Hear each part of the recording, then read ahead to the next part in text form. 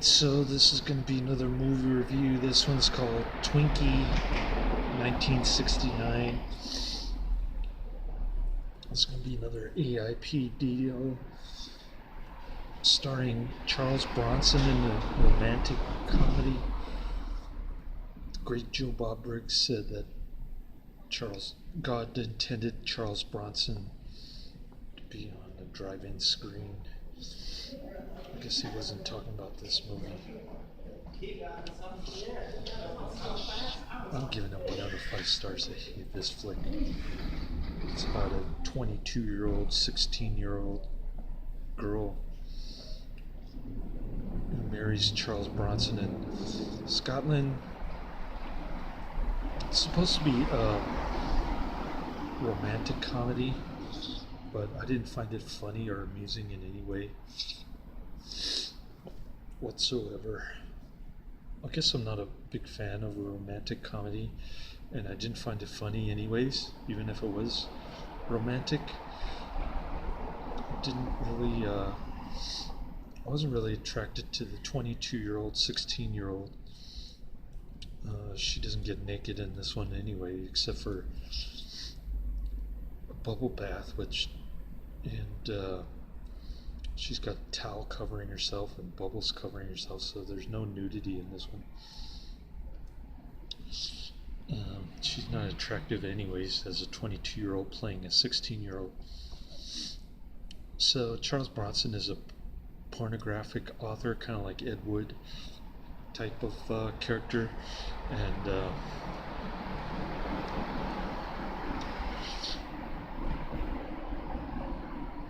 he's in England for no apparent reason. Um, he marries this Brit 16-year-old in Scotland, like I said. Her maturity level is way down there. Kind of reminds me of my first wife. Although she wasn't 16, she was like 21 when I first met her. And same kind of maturity level. She just wants to party, and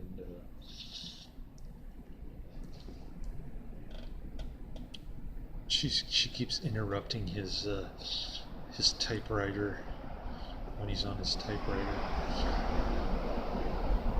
So they go to New York City. They move in with his parents. Then she finds an upscale apartment in New York. It's unclear how she got the money, I guess from her mummy, played by Honor Blackman, the great Honor Blackman from the Avengers. And there's also Robert Morley from Mary Do from Theater of Blood. Love that movie. So there are a couple of recognizable faces in this one. There's Orson Bean, who did some voiceover in the great Hobbit cartoon movie from 1977. I used to have the record of that movie. Anyways, a lot of recognizable faces, actors that I've seen in other movies, but the genre and the story didn't really appeal to me.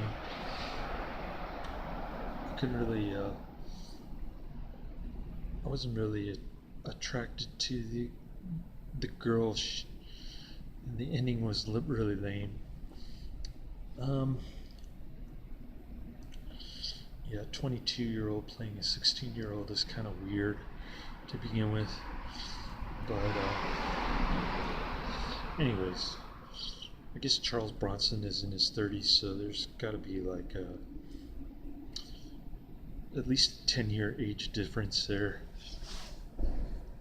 in real life, and I don't know.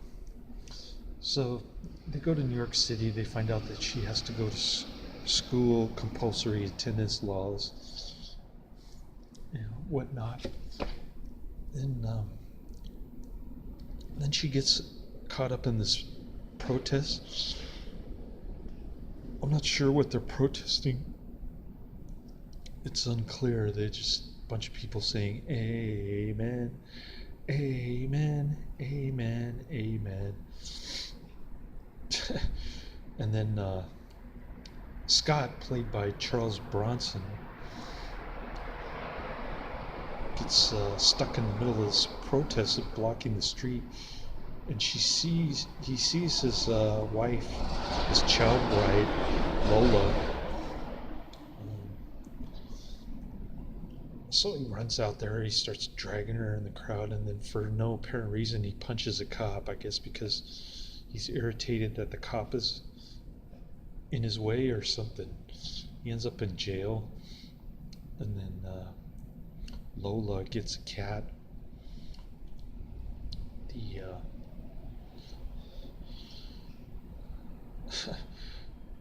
Robert Morley plays judge. It's kind of an out of place scene, kind of like an imaginary scene, I guess. I couldn't really follow it. And then what else? So Charles Bronson is in jail. He's stuck there for a long time.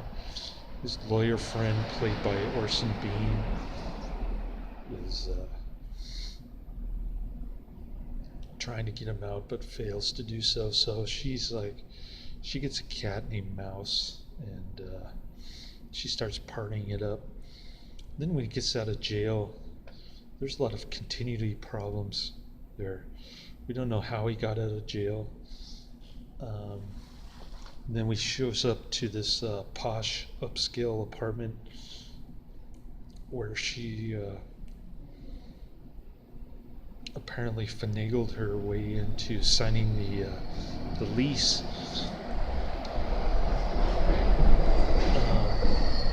Even though she's not old enough to sign a contract. That part didn't make sense. So at first she says, what husband? I don't have a husband, to the security guard downstairs. So Charles Bronson gets kicked out. He tries calling her. How he got her phone number is unclear. And then she comes running out. She hugs him. And she tells the doorman, this is my husband. And the next scene doesn't make sense because there's a party going on, and all of a sudden they're in bed alone. No party goers anywhere in sight. So that part didn't make sense. And then they start fighting, and because she keeps bugging him while he's on his typewriter. He can't get any advertisements written or any pornographic books written.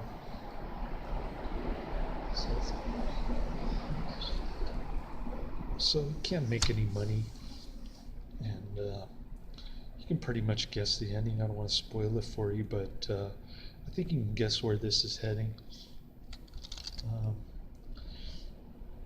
This movie is horrible. I hated it. I gave it 1 out of 5 stars. Can't recommend it. Can't say check it out. I'm not going to post the trailer or the movie in the description box. But the weird thing is, well, there are two weird things, okay? On the Netflix DVD, little blurb thing, it says in this 1969 movie. That's the first sentence. And then way at the bottom it says 1972. So this movie was actually hit the theaters in 69. I'm not sure why they put 72 on there. And I'm not sure why it's called Twinky when the girl's name is Lola. The alternate title of this movie is Lola. If you look it up on IMDb, or if you Google Twinky 1969, Lola comes up under IMDb as the title of the movie. So that part was confusing. Anyways, yeah, I'm not sure why the disc says Twinky, because there's no Twinky in this movie as far as I know. Anyways, that's the end of my review. I think I re-injured my foot with these tennis shoes that I was wearing. It had a big hole in the back. and so my foot is really swollen. I don't know if I broke it again. I think I broke it in 2009 when I was working at Home Depot wearing these flimsy Nike shoes and walking around on the concrete all day on Red Line. So yeah, kind of similar kind of problem. I got pain in my foot, which is unfortunate, but I do have Aflac insurance, and I don't think workers' comp will cover it because I started feeling the pain yesterday, like around evening time, when I wasn't doing any good eggs. So I think it was just because I was wearing my shoes while I was walking around with my son Friday night. Anyways, I found a chubby 38-year-old Japanese gal on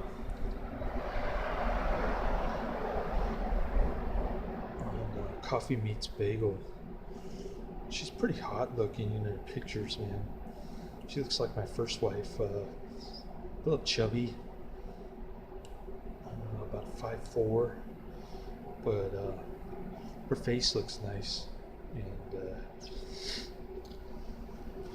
yeah, she's got interesting kind of big things come in tiny packages kind of thing. Anyways, she was too busy working on projects to meet me this weekend. Story of my life.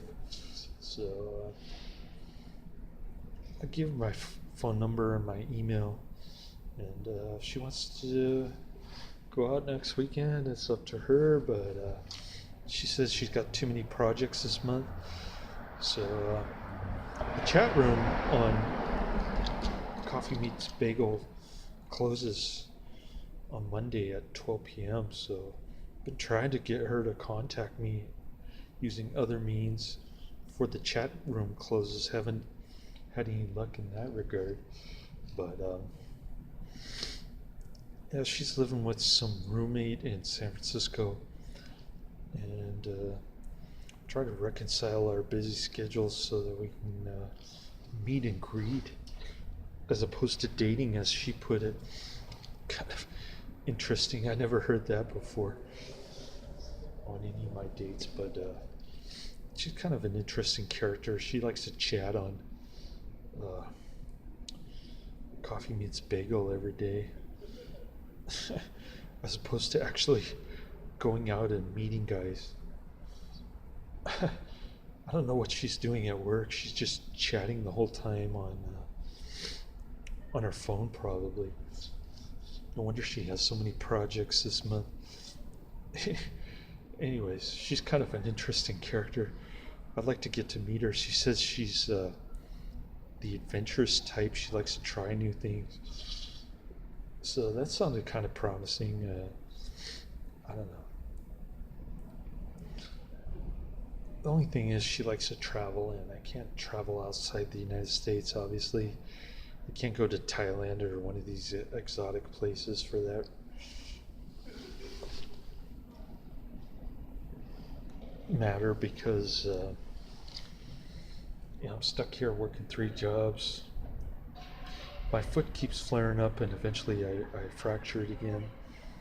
Maybe I could study coding on Khan Academy or something, because I got to teach it to my son anyway.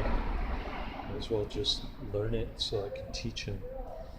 Because if he watches the Khan Academy stuff, reads it, and he's not going to follow along. He's only in 2nd grade, so I have to kind of push him in that direction, kind of show him myself. And he's having a similar problem with pre-algebra, finding the least common denominator of fractions, so that he can order them from least to greatest. And so that's a challenge that I gotta confront later today. not looking forward to it. And of course, his mother won't help him with it, so kind of stuck there. Um, he got a Jackie Chan DVD. I think there are two more on their way to Belmont Library, and they should be ready for pickup on Tuesday. But I had to get my DVD player replaced. The buttons weren't working and didn't charge. This new DVD player seems to be working okay. Sometimes it takes a little while for the disc to load. I don't know if it's the disc or the DVD player. And I noticed that it skipped on this disc. So it could be just a problem with the disc, not the DVD player, I'm hoping. But, I'll be right out. oh, that's fine. Nobody's going to tow your car this late at night.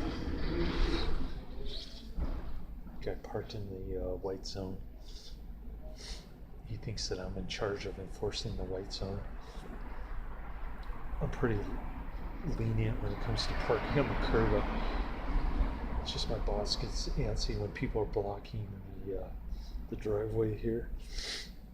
Anyways, I got no enforcement power. People parking in the white zone, I could really care less. I do it all the time at Good Eggs when I'm delivering groceries. And I only saw one guy get really ticked off, and when it was raining hard, I was trying to finagle my umbrella and the dolly with all the boxes of groceries there. All right. Have a good night. Thank you. All right. So,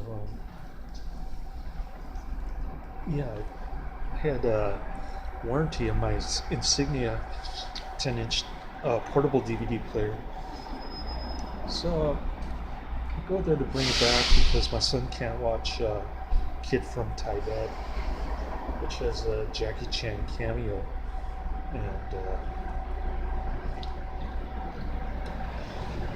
and they don't have any stock, so I have to wait another week. Finally arrives on Friday. I have to call to find out that they have it on their shelf, because their phone prompt tells me that it's pending something like pending submission or something. Some weird cryptic message on their answering machine there. So I call them, they say it's ready, I'll pick it up on Friday. And it seems to be charging okay, but like I said, I was having issues getting this disc started. If you look at the reviews on Netflix, people complain about the sound and the print quality. But yeah, with earbuds it's fine. If you try listening just with the speakers on, it's kind of hit or miss, but it doesn't matter. This movie stinks anyway, so if you miss some of the dialogue, it doesn't really affect the outcome all that much. What else was I going to say? I guess I hit everything. Oh, the other disc that I got my son was Stand and Deliver. That's part of his unlearning the public school system that I'm trying to get him to do. But yeah, I'm gonna get him to watch that. I've never actually seen it, but it's got Henry James Olmos, I think that's his name, the guy from La Bamba, and I think my Spanish teacher in high school recommended that movie too. He thought he was going to be like the Stand and Deliver dude, make all the students like geniuses or something. I don't know. Mr. Castaneda, I remember that guy from Woodside High School. The guy had some serious balding issues, and he made us read this Spanish book called Macario. It was a pretty cool book. It's about a boy who dreams about eating chicken. He's so dang hungry, that's all he ever thinks about. He's like starving to death, and he just dreams about eating this chicken, which he's never had before. It's like a delicacy in Mexico. Anyways, that's about all I have to say. Sorry for going off on a tangent there, but this movie stinks, and my video is about 20 minutes long, so I'll stop rambling and I'll let you go. Laters.